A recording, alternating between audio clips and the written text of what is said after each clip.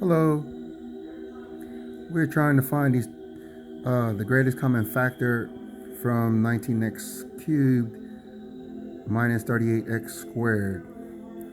And by getting this is by getting the greatest common factor and factoring out what is the greatest common factor out of 19x and 38. By doing this, we have to find the GCF, which is the greatest common factor. And the greatest common factor is 19. And the x is the variable, and it's x cubed and x squared. The greatest common factor of that is x squared. And what you do is now you find your greatest common factor is 19x squared. You bring it down here and you got 19x squared. And what you do is you would divide 19x squared by the 19x squared here by the 19x cubed, and then negative 38x squared, which is you have a 19x squared here by both of these terms.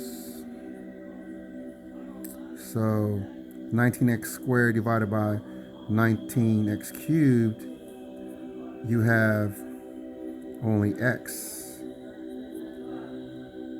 And when you divide the 19x squared by 38x squared by the 19x squared, you'll have a negative 2.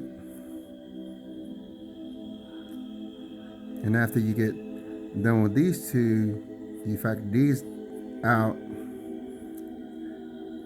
and what you're left with is 19x squared, x in parentheses x minus 2. And if you would, the distributive property is you multiply 19x squared by x, 19x squared by negative 2, and you'll still come out with the same terms that you came out with.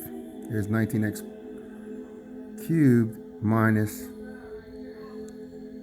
38x squared. Therefore, you have taken an expression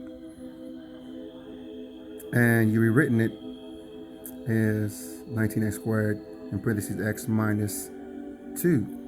And that's how you get your greatest common factor. And that's how you would work the terms out. Hope you understand this. Thank you very much.